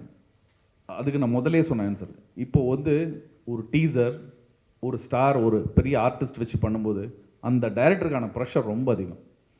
அந்த டைரக்டர் என்ன பண்ணணும் அப்படின்னா, அதான் சொன்னேன், ஃபர்ஸ்ட் டே காலி பண்ணிடுவான் படத்தை. ஃபர்ஸ்ட் டே அவன் வருவான்ல, மொமெண்டம் அவன் வரும்போதே, ஏய் அந்த வைப்பு, தலைவன் வைப்டான்னு அந்த ஃபீல் கொடுக்கல அப்படின்னா படம் காலி. இப்போ கேஜிஎஃப் எடுத்துப்போம். கேஜிஎஃப் என்ன பெரிய ஃப்ளாட்டா இல்லை பயங்கரமான ரைட்டிங்கா? யாராவது அது பெரிய ரைட்டிங் யாராவது ஒருத்தர் சொல்லுங்க பார்ப்போம். அந்த டைரக்டரே வந்தாலும் ஒத்துக்க மாட்டேன். அது ஒரு பெரிய ரைட்டிங் கிடையாது, ஒரு பெரிய ஸ்கிரீன் பிளே கிடையாது, ஒன்றும் கிடையாது. பட் நானே அந்த படத்தை ரசித்தேன். நான் கேஜிஎஃபோட ஃபேன். நான் வந்து பிரசாந்த் நீலோட பெரிய ஃபேன். எல்லாருக்கும் தெரியும், ஃப்ரெண்ட்ஸ்க்கெல்லாம். எப்படா நீ இவ்வளோ பெரிய ஃபேனாக இருக்கேன்லாம் என்கிட்ட கேட்டிருப்பாங்க. பட் என்ன அப்படின்னா, அந்த படத்தினோட மேக்கிங், அந்த படத்தை ஒரு எக்ஸ்ட்ராவேன்ஸா அப்படி ஒரு ப்ரெசென்ட் பண்ண விதம் இருக்குல்ல, அந்த ப்ரெசன்டேஷனு வாவ் சூப்பர்ரா அப்படின்னு. அங்கே ரைட்டிங் இல்லை, பட் ஒரு தேட்ரிக்கல் மேஜிக், ஒரு தேட்ரிக்கல் மொமெண்ட். அந்த தேட்ரிக்கல் மொமெண்ட்டுக்காக நான் அதை ரசித்து பார்த்தேன். ஸோ அது மாதிரி தான் நீங்கள் சொன்ன ட்ரெய்லரும் ஒரு தலைவர் படம். நான் தலைவர் எப்படி பார்க்கணும், நான் சொல்றது எல்லாம் பொதுவாக எல்லாத்தையும் சொல்றேன் அப்படின்றது ஒரு எல்லாருக்கும் ஒரு கனவு இருக்கு இல்லையா, நான் இப்படிலாம் பார்க்கணுன்னு. நிறைய படங்கள் அப்படிதான் எஸ்கேப் ஆகுது. ஏன்னா இன்னைக்கு படத்தோட காலம் ரொம்ப குறைவா இருக்குங்க. உங்க பேரு நாளன் மனோஜ். இன்னைக்கு படத்தோடைய காலம் ரொம்ப குறைவு. அதிகபட்சமே ஒரு படத்தினுடைய காலம் வந்து என்னதுமா 2 வீக்ஸ். நான் சொல்றது பெரிய வெற்றி படத்துக்கே சொல்றேன் நான். அதுதான் இன்னைக்கு சூழல். ஸோ இந்த 2 வாரத்தில் நான் எவ்வளவு எடுக்கணும், ஏன்னா என்னோட இன்வெஸ்ட்மெண்ட் ரொம்ப அதிகம். என்னோட இன்வெஸ்ட்மெண்ட் வந்து பயங்கர பல கோடிகள் இருக்கிறதுனால அதை 2 வாரத்தில் எடுக்கிறதுக்கான முதல்லலாம் அப்படி இல்லை. நான் வந்து ஒரு படம் எடுத்தேன்னா லைஃப் லாங் அந்த படம் நிற்கணும், இன்னொரு 10 வருஷம் கழிச்சு பேசணும் அப்படின்ட்டு. அந்த தருணம்லாம் யாரும் இன்னைக்கு யோசிக்கிறது கிடையாது. இன்னைக்கு அந்த மொமெண்டம் இருக்கா, ரைட்டு விடு, ஃபர்ஸ்ட் வீக் ரன் ஆச்சா, அந்த படத்தை கழுவி அதுக்கப்புறம் ஊத்துனா கூட எனக்கு அதை பற்றி கவலை இல்லை. இதுக்கு பல பேர் நம்ம ஆடியன்ஸ் தான் மெயின் ரீசன். அது நம்ம ஆடியன்ஸ் தான் இதுக்கு மெயின் ரீசனே தவிர நான் வந்து இதுக்கு ஃபிலிம் மேக்கர்ஸ் வந்து குறை சொல்ல மாட்டேன். ஏன்னா நீங்கள் அந்த மாதிரி படத்தை நீங்கள் என்கரேஜ் பண்ணுறீங்க, நீங்கள் என்கரேஜ் பண்ணீங்கன்னா அந்த மாதிரி படம் வரதான் செய்யும். அதுக்கு ஒன்றும் பண்ண முடியாது. ஆக்சுவலாக இப்போல்லாம் நம்ம இன்னும் படிப்பறிவில் நம்ம முதல்ல இருந்ததை விட ஒரு 20 வருஷத்துக்கு முன்னாடி இருந்ததை விட we are much more educated. நீ படிப்பு வளர வளர நீ எல்லாரையும் சமமாக பார்க்கணும், உன்னோட அறிவுத்திறன் வளரணும். நீ வந்து யாரை கொண்டாடணுமோ அவங்கள தான் கொண்டாடணும், யாரை கொண்டாடக்கூடாதோ அவங்கள கொண்டாடக்கூடாது. ஆனால் இங்கே தலைகளாக தான் நடந்துட்டு இருக்கு எல்லாமே. நீங்கள் கொண்டாடக்கூடாத ஆளுங்களை கொண்டாடுறீங்க, யாரை கொண்டாடணுமோ அவங்கள கொண்டாடுறதே கிடையாது. அப்போ உங்களுக்கு இது மக்களாட்சி. மக்கள் எவ்வளி அவ்வளி மன்னன், மன்னன் எவ்வளி அவ்வளி மக்கள், அவ்வளோதான். அது அந்த காலத்தில். இப்போ வந்து மக்கள் மாதிரி தான் மன்னன் இருக்க முடியும், அது மாதிரி தான் படம் எடுக்க முடியும். அதனால் வந்து வெறும் படைப்பாளிகளை இன்னைக்கு குறை சொல்லி ஒரு யூஸும் கிடையாது. ஏன்னா இதுதான் நிதர்சனமான உண்மை. இதில் வந்து யாரும் மாற்றி பேச முடியாது, சேலஞ்ச் பண்ண முடியாது இதை. அதனால் நல்ல படைப்புகள் வேணும்னா நல்ல ரசனை வளர வேண்டும். நல்ல ரசனை வர வேண்டும் என்றால் அதுக்கான சூழலை உங்களை நீங்களே ஏற்படுத்தி கொள்ள வேண்டும். ஒவ்வொரு இண்டிவிஜுவலும் செய்ய வேண்டிய ஒரு விஷயம். ஒன்றும் இல்லை, ஒரு சமீபத்தில் நம்ம பார்த்துட்டு இருப்போம்ல, ஒரு சோஷியல் மீடியாவில் ஒரு பொண்ணு சம்மந்தமே இல்லாமல் ஒரு பார்ட்டியில் நடந்தது எல்லாத்தையும் எல்லாரையும் போட்டு கிளிச்சிட்டு இருக்காங்க. ஒருத்தர் சம்மந்தமே இல்லாமல் ஏன் அதான் பேசணும்னு, நீ கம்ப்ளைண்ட் பண்ணணும், உனக்கு பிரச்சனையாக இருந்ததுன்னா நடந்த அன்னைக்கு நீ சொல்லியிருந்தீங்கன்னா பரவாயில்ல. ஒரு 10 வருஷம் கழிச்சு வந்து அதை சொல்லி எல்லாரும் பேரை கெடுத்து, பட் இதுக்கு தான் வியூஸ் ஜாஸ்தியாக வருது. ஸோ அப்போ அவங்க வந்து பாப்புலாரிட்டிக்காக எல்லாரும் பண்ணிக்கிறாங்க. சம்பந்தமே இல்லாமல் நிறைய பேரோட பேர் எதுக்கு, அது தேவையில்லையே. உனக்கு பிடிச்சா பண்ண, பிடிக்கலன்னா பண்ணாத. ஒவ்வொருத்தருக்கும் ஒரு ப்ரைவேட் லைஃப் இருக்குது. அந்த ப்ரைவேட் லைஃப்குள்ளே ஏன் போகிறீங்கன்னு கேட்குறேன். போகாதீங்க. ஸோ அதனால் ஜென்ரலைஸ்டாக இது ஒரு விஷயம் என்ன அப்படின்னா, ஒரு ரைட்டர் ஒரு ஸ்க்ரீன் பிளேவாக நீங்கள் எமர்ஜ் ஆகணும்னா முதல் விஷயம் நல்லா படிக்கணும். ஒவ்வொரு கேரக்டர் ஸ்டடி வேணும். கேரக்டர் ஸ்டடினா உங்களை சுற்றி இருக்கிற கேரக்டர் நீங்கள் ஸ்டடி பண்ணாலே அது பெரிய ஸ்டடி. நம்மளுடைய அம்மா, நம்மளுடைய அப்பா, நம்மளுடைய சகோதரர்கள், பக்கத்து வீட்டுக்காரங்க, இவங்கெல்லாம் எப்படி ரியாக்ட் பண்ணுறாங்க. ஏன்னா இதுதான் நாளைக்கு கதையாக மாறப்போகுது. இல்லை அந்த கேரக்டர் இப்படி நினைக்கிற கேரக்டர் இவ்வளோ நினைக்கிறது இவ்வளோ நினைச்சதுன்னா அது ஃபிக்ஷன். அது ஃபிக்ஷனால எப்படி நினைக்கலாம், அது என்னவா யோசிக்கும் அப்படின்னு நம்ம மண்டை யோசிச்சதுன்னா அதுதான் ஒரு ரைட்டிங். இந்த ரைட்டிங்கை இன்னைக்கு இருக்கிற தலைமுறைக்கு நீங்கள் கொடுக்கணும் அப்படின்னா என்கேஜிங்காக கொடுக்கணும். நீங்கள் ஃபஸ்ட்டு சீன்லேருந்து லாஸ்ட் சீன் வரைக்கும் அந்த என்கேஜிங்காக இருக்கிறத வந்து இங்கே லூஸ் பண்ணவே கூடாது. அது ரொம்ப முக்கியமான விஷயம். இன்னைக்கு ஆக்சுவலாக நான் போன ஒரு 20 வருஷத்துக்கு முன்னாடி இருந்த ரைட்டர்ஸ் எல்லாம் உண்மையாலுமே தேர் ஃபார்ச்சுனேட். அவங்கெல்லாம் இன்றைக்கி இருந்தால் அவங்களுக்கே இது பெரிய சேலஞ்சாக தான் இருக்கும். ஏன்னா அது ஈஸி இல்லை கிடையாது இன்றைக்கி வின் பண்ணுறது. ஏன்னா இன்றைக்கி எல்லாருமே வந்து கிரிட்டிக்காக மாறிட்டாங்க. பொதுவாகவே முதல்லலாம் எனக்கு ஞாபகம் இருக்குது, ஒரு அசோக் குமாரோட சினிமாடோகிராஃபி இல்லை பாலுமேந்திராவோட சினிமாடோகிராஃபிலாம் ஒரு பியூட்டிஃபுல்லான ஒரு சன்ரைஸ், ஒரு ஷாட்டு அப்படி ஒரு படத்தில் பார்க்கும்போதில் அந்த ஷாட்டுக்கெல்லாம் கிளாப்ஸ் கிடைக்கும். பார்க்கும்போது நமக்கு வா வாட் அ ஷாட், என்னமா பியூட்டிஃபுல்லாக எடுத்திருக்காரு அந்த மொமெண்டம் அப்படின்னு.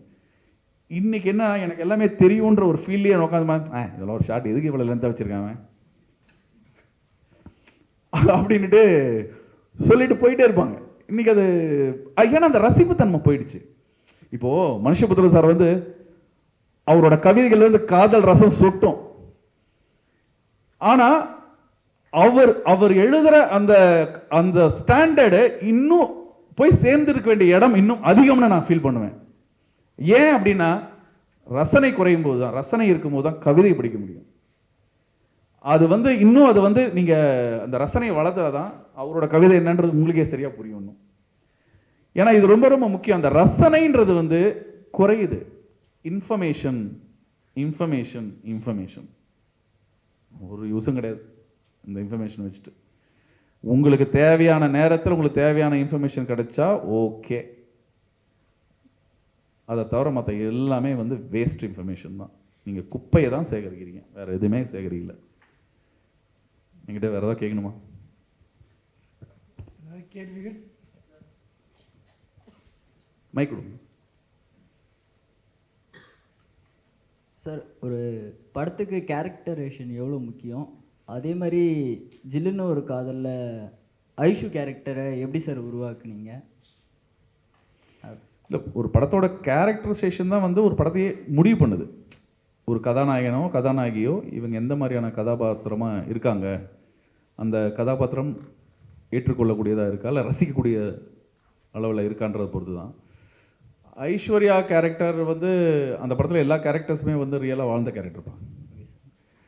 ஓகே, கௌதம் கேரக்டரோ குந்தவியோ எல்லாமே வந்து ரியல் கேரக்டர்ஸ் எல்லாமே. அதில் நான் சினிமாவுக்காக சார் நுவான்சஸ் ஆட் பண்ணியிருப்பேனே தவிர எல்லாமே வந்து நிறையா நடந்த சம்பவங்கள். ஓகே, அந்த ஐஸ்வர்யா கேரக்டர்லாம் ஸ்டில் லிவிங் கேரக்டர் தான் அதெல்லாம். ஸோ அந்த ஜடை பின்னி இருக்கிறதெல்லாம் ஐஷுக்கெல்லாம் நீங்களே எதுப்பா ஜடை நான் பின்னி உள்ளப்பா? அது இல்லை சார், நீங்கள் அசியூம் பண்ண கேரக்டரா நீங்கள் ரியல் லைஃப்பில் பார்த்த கேரக்டர்? ஆமாம் ஆமாம், நம்ம இது எல்லாமே வந்து பெரும்பாலும் எல்லாமே நடந்த இன்சிடென்ட்ஸ் தான். அதில் நல்லா இருக்கு சார். தேங்க்யூப்பா. அதெல்லாம் சொன்ன போல பஞ்சாயத்து ஏன் விடுங்க. வணக்கம் சார். வணக்கம். என்னுடைய பேர் எமீமா. இந்த ஜில்லுன்னு ஒரு காதலுடைய ஃபிலிமுடைய ஃபேவரெட்னே எனக்கு சொல்லலாம். எனக்கு ரொம்ப பிடிக்கும் அந்த படம். எப்படி நீங்கள் ஒரு காதலனுக்கு இவ்வளோ தான் வரையறை, இவ்வளோ தான் லவ், ஒரு காதலி இவ்வளோ தான், ஒரு மனைவி இவ்வளோ தான் லவ் பண்ணணும் அப்படின்னு நீங்கள் ரொம்ப அழகாக அதில் காமிச்சிருந்தீங்க. காதலி எவ்வளோ அழகாக லவ் பண்ணுறா, காதலன் எவ்வளோ அழகாக லவ் பண்ணுறா, அதுக்கப்புறம் புருஷன் பொண்டாட்டிக்குள்ளே இருக்கிற ஒரு அண்டர்ஸ்டாண்டிங்கும் நீங்கள் அதில் காமிச்சிருந்தீங்க. அது எப்படி நீங்கள் இவ்வளோன்னு அவ்வளோ அழகாக வரையடிச்சிங்க. அதே மாதிரி ஐஷு வந்து அதுக்கப்புறம் நானும் தான் மனைவி அப்படின்னு சொல்லிட்டு அவள் இது பண்ணி ஒரு மீட்டிங் பண்ணிவிட்டு அவள் போயிடுவா, ஒரு சின்ன ஸ்மைல் இருந்தால் போதும்னு. அது எப்படி நீங்கள் அதை வச்சிங்க? அது எவ்வளோ உங்களுக்கு இதுவாக இருந்தது? ரசிப்புக்கு நன்றி. அதாவது காதலுக்கு வந்து அளவே இல்லைல்லம்மா. அதாவது அது கணவனோ மனைவியோ கேர்ள் ஃப்ரெண்டோ எல்லாமே வந்து காதலுக்கு வந்து எந்த விதமான அளவும் கிடையாது. பட் சமுதாயத்தில் அவரோட வெளிப்பாட்டுக்கு சில அளவுகள் இருக்குது.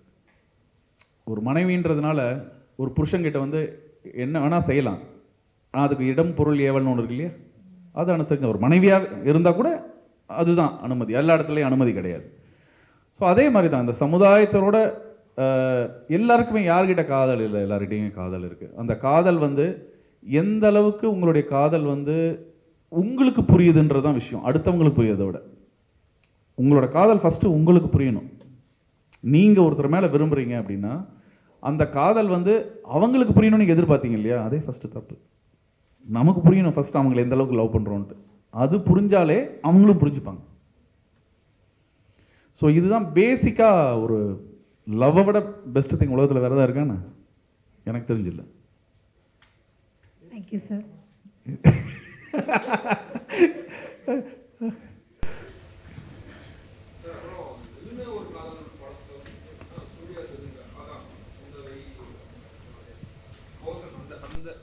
அதை நீங்கள் அந்த படத்தில் நீங்கள் அந்த மாதிரி ஒரு கப்புள்ஸை வைக்கும்போது தான் அதுக்கப்புறம் தான் வந்து பார்த்தீங்கன்னா ஒரு நல்ல ஒரு ரெவல்யூஷன் வந்துச்சுன்னு நினைக்கிறேன் சார். என்ன அப்படின்னா அதுக்கு முன்னாடி வரைக்கும் வந்து பார்த்தீங்கன்னா எனக்கு ஒரு 10-12 வயசு இருக்கும்னு நினைக்கிறேன். ஆமாம் அதுக்கு பட் ஆனால் ரொம்ப நாள் கழிச்சு அந்த படத்தை என்னோட இளமை அதாவது 25 வயசில் நான் பார்க்கும்போது வந்து அந்த கப்பலில் நான் எப்படி புரிஞ்சுக்கிட்டேன் அப்படின்னா is not lovers at the same time husband and wife மாதிரி அவங்களுடைய ரிலேஷன்ஷிப் போர்ட்ரேட் ஆகலை இஸ் அ ஃப்ரெண்ட்ஸாக எனக்கு வந்து பார்த்தீங்க அப்படின்னா எனக்கு தெரிஞ்சிச்சு இல்ல, correct. ஃப்ரெண்ட்ஸாக தெரிஞ்சிச்சு. ஏன்னா உட்காந்து சரக்கு ஊற்றி கொடுக்குறதுல இருந்து ஆம்லேட் இந்த மாதிரி தான் வந்து நான் எவ்வளோ செஞ்சானா தான் எல்லாருக்கும் மனசு இது நிறைய பேர் கேட்பாங்க சார். இது எனக்கு அந்த மாதிரி ஒரு ஒய்ஃப் இல்லைங்க அப்படின்னு நிறைய நிறைய பேர் கேட்டிருக்காங்க என்கிட்ட. ஸோ அது வெல் நைஸ்டு. அதாவது டு பி ஷார்ட், லைஃப் வந்து ரொம்ப ஷார்ட் தான். ஓகே, அது ஆணோ பெண்ணோ எல்லாருக்குமே என்ன இங்கே பெரிய நமக்கு நீடட் அப்படின்னா ஒரு நல்ல ஒரு பேச்சு துணை. இப்போ வந்து சின்ன வயசில் நமக்கு வந்து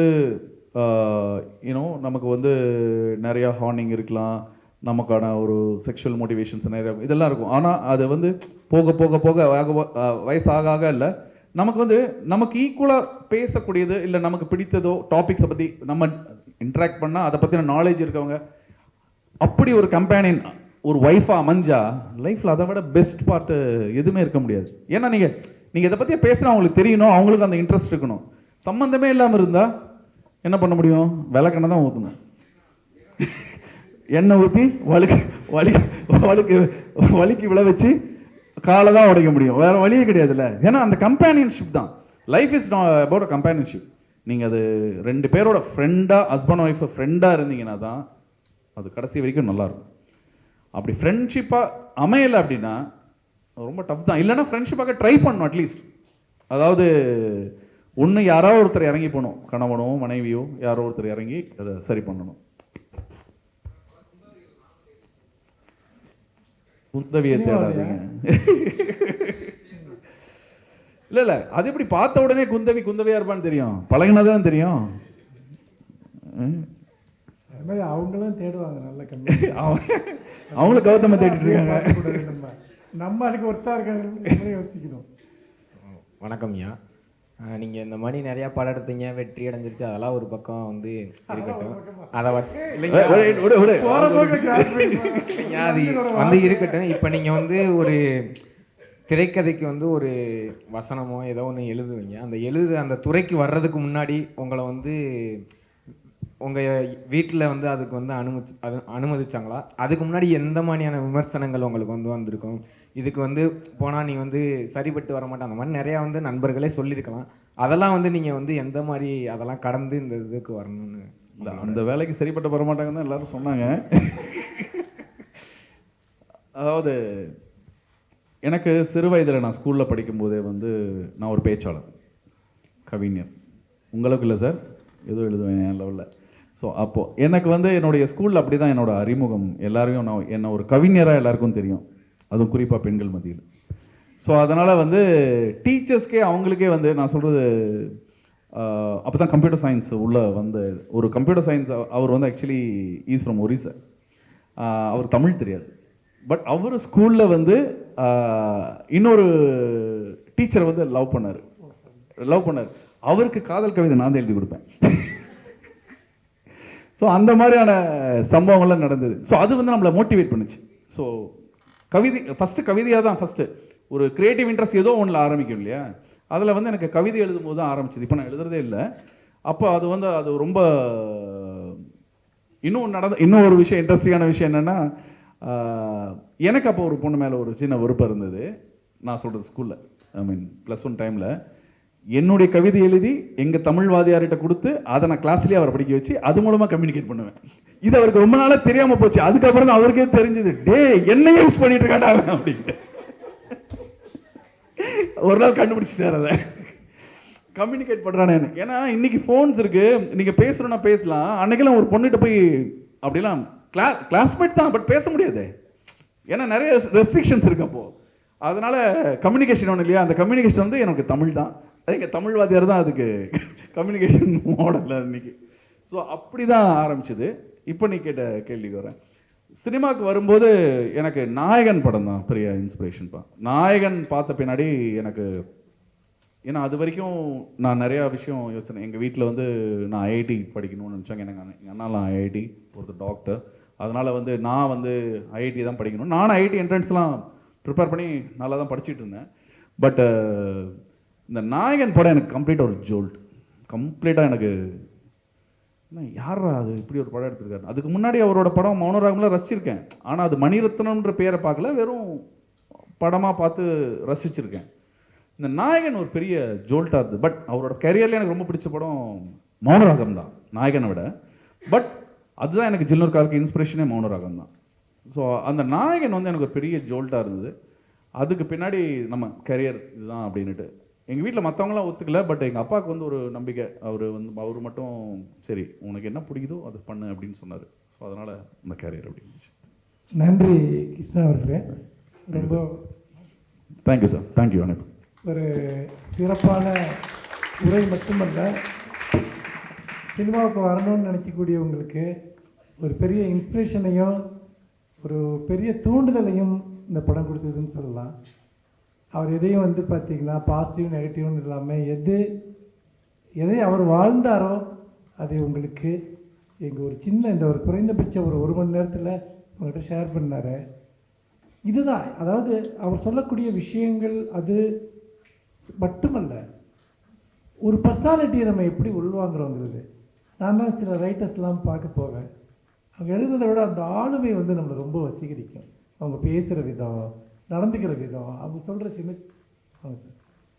சின்ன சொற்கள், அது எல்லாமே நம்மளை ரொம்ப ரொம்ப நம்மளை வசீகரிக்கும். அதுதான் நம்மளுடைய ஆளுமையை கூட உருவாக்கும். நீங்கள் தொடர்ந்து இங்கே சந்திச்சுக்கிட்டு இருக்கக்கூடிய ஆளுமைகள் எல்லோருமே அப்படி ஒரு தனித்துவமான, என்ன சொல்லப்போனால் அவர்கள் துறையில் மட்டுமல்ல மனிதர்களாகவும் கூட. ஏன்னா நான் அவர் கூட இந்த படத்தில் ஒர்க் பண்ணுறப்ப தான் அவர் எவ்வளோ பெரிய ஒரு மிகச்சிறந்த மனிதர் என்பதையும் கூட நான் பார்க்க முடிஞ்சுது. அவர் யாரையும் திட்டி நான் பார்த்ததே இல்லை. ரொம்ப கொடுமைப்படுத்தினா என்ன வந்துட்டு போய் உட்காந்துட்டு போகிறதுட்டு பார்த்தீங்கன்னா அந்த மாதிரியான அவ்வளோ லவ்வபுளான ஒரு பர்சன். இப்போ கூட உங்கள்கிட்ட பேசல எவ்வளோ பேஷன் அவர் செஞ்ச விஷயங்கள் மேலே. எப்படி ஒன்றுன்னா லேர்ன் பண்ணி கற்றுக்கிட்டு இன்றைக்கி இந்த இடத்துக்கு வந்திருக்கார். சொல்லாத பல பக்கங்கள் இருக்கும் இந்த ஜேர்னியில். அவர் பட்ட கஷ்டங்கள், போராட்டங்கள்லாம் பெரிய கதை. ஆனால் நீங்கள்லாம் இளைஞர்கள், உங்களுக்கு ரொம்ப ஒரு பாசிட்டிவான ஒரு பிக்சரை உருவாக்கினார். நம்ம எல்லோரும் அவருக்கு நம்முடைய பலத்த கரகோஷத்தோடு கொஞ்சம் நன்றி தெரிவிப்போம். அடுத்ததாக இந்த செஷனுடைய நிறைவு அமர்வு வர இருக்கிறது. புகழ்பெற்ற எழுத்தாளர் சார் நிவேதா அவர்கள் படம் எப்படி எடுக்கணுங்கிறத பற்றி நம்ம எல்லாருமே பேசினோம். எப்படி படம் பார்க்கணுங்கிறதையே அவர் உங்களுக்கு சொல்ல போகிறார். அது ரொம்ப ரொம்ப முக்கியம். எத்தகைய படங்களை நாம் பார்க்கணும், எப்படி பார்க்கணுங்கிறத. அதுக்கு முன்னாடி இப்போ தேநீர் இடைவேளை. நீங்கள் தயவுசெய்து எவ்வளவு சீக்கிரமாக தேநீர் இருந்து ஒரு 10-15 நிமிடங்களுக்குள் அரங்கிற்கு வந்து அமருமாறு கேட்டுக்கொள்கிறேன். சார்நிவேதா அவர்களுடைய உரைக்கு பின் உங்கள் அனைவருக்கும் சான்றிதழ் வழங்கப்படும். அதனால் அனைவரும் தேநீர் இருந்துவிட்டு அரங்கிற்கு வாருங்கள். நன்றி, வணக்கம்.